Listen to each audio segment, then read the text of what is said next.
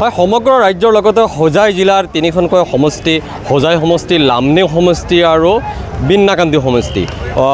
হোজাই জিলাৰ মুঠ 7,62,422টা ভোটাৰে 18জন প্ৰাৰ্থীৰ ভাগ্য নিৰ্ণয় কৰিব। আজি ইতিমধ্যে পুৱাৰ পৰাই দেখা গৈছে যে পুলিং বিষয়াসকলে, প্ৰিচাইডিং বিষয়াসকলে বিভিন্ন স্তৰত ভোট কেন্দ্ৰলৈ গৈছে আৰু হোজাই জিলাত মুঠ ভোট কেন্দ্ৰ হ'ল 984টা।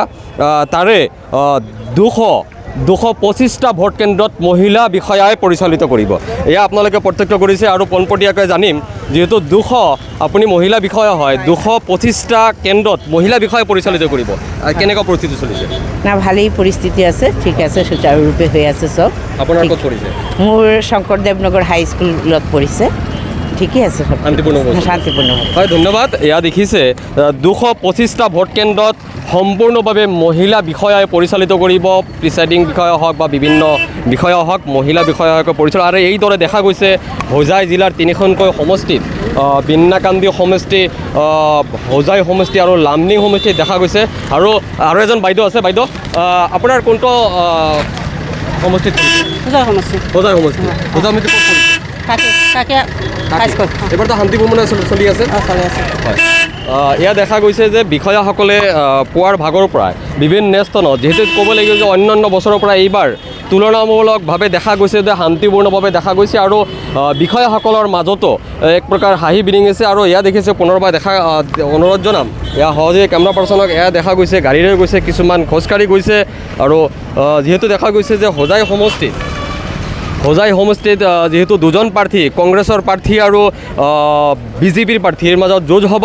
সমান্তৰালভাৱে লামডিং সমষ্টিত 4জন প্ৰাৰ্থী, বিজেপিৰ প্ৰাৰ্থী তথা কংগ্ৰেছ প্ৰাৰ্থী আৰু 2জন নিৰ্দলীয় প্ৰাৰ্থী। আৰু বিশেষকৈ যে আকৰ্ষণীয় হৈ পৰিছে বিন্নাকান্দি সমষ্টি। বিন্নাকান্দিত 12জনকৈ প্ৰাৰ্থীয়ে প্ৰতিদ্বন্দ্বিতা কৰিছে আৰু এজন বিষয়া আছে। বাইদেউ, আপোনাৰ ক'ত পৰিছে? হোজাই 63 হোজাই পৰিছে। এইবাৰ শান্তিপূৰ্ণভাৱে চলিছে? শান্তিপূৰ্ণভাৱে চলি আছে। হয়, কোনটো কেন্দ্ৰত পৰিছে? মোৰতো ৰবীন্দ্ৰ ভাৰত। যিহেতু দেখা গৈছে এইবাৰ প্ৰায় 225টা ভোট কেন্দ্ৰত মহিলা বিষয়াসকলে পৰিচালিত কৰে। আপোনাৰো তেনেকুৱা পৰিছে নেকি? মহিলা মহিলাসকলে কামখিনি ভালকৈ সুচাৰুৰূপে কৰে বুলি বিশ্বাস কৰে, সেইকাৰণে চাগে দিছে। কি ক'ব এই মুহূৰ্তত অসমবাসীক, কি ক'ব? চবেই আহক, ভোট দিয়ক, চবেই গণতান্ত্ৰিক অধিকাৰ হয়, চবেই আহক। হয়, এইদৰে দেখা গৈছে যে বিষয়াসকলে বিভিন্ন স্থানলৈ তেওঁলোকে গৈছে। মই পুনৰ সহযোগী কেমেৰা পাৰ্চন অনুৰোধ জনাম, আৰক্ষী বিষয়া হওক, পুলিং বিষয়া হওক, প্ৰিচাইডিং বিষয়া হওক, এইদৰে দেখা গৈছে বিভিন্ন ভোট কেন্দ্ৰলৈ তেওঁলোকে ৰাওনা হৈছে EVM হাতত লৈ। এয়া দেখিছে EVM হাতত লৈ কিদৰে দেখা গৈছে, তেওঁলোকৰ মুখত এক প্ৰকাৰ হাঁহি বিৰিঙিছে। এয়া আপোনালোকে প্ৰত্যক্ষ কৰিছে হোজাই জিলা সদৰ শংকৰদেৱ নগৰৰ পৰা, শ্ৰী শংকৰদেৱ নগৰৰ পৰা তেওঁলোকে ৰাওনা হৈছে বিভিন্ন ভোট কেন্দ্ৰলৈ। আৰু দেখা গৈছে যে এইবাৰ বিশেষকৈ দেখা গৈছে যে বিন্নাকান্দি সমষ্টিত এক প্ৰকাৰ আকৰ্ষণীয় হৈ পৰিছে। তুমুল যুঁজ হৈছে। AUDF প্ৰধান বদৰুদ্দিন আজমল AUDFৰ প্ৰাৰ্থী, বিন্নাকান্দিৰ পৰা তেওঁ প্ৰতিদ্বন্দ্বিতা কৰিছে। লগতে সমান্তৰালভাৱে অসম জাতীয় পৰিষদৰ প্ৰাৰ্থী ৰেজাউল কৰিম চৌধুৰী তেওঁ প্ৰতিদ্বন্দ্বিতা কৰিছে।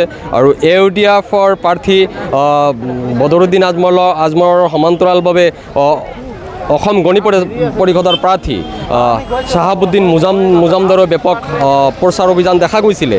গতিকে এইদৰে আজি দেখা গৈছে যে বিন্নাকান্দি সমষ্টিৰ লগতে হোজাই সমষ্টি আৰু লামডিং সমষ্টিৰ বিভিন্ন বিষয়াসকলে ভোট কেন্দ্ৰলৈ EVM লৈ ৰাওনা হৈছে।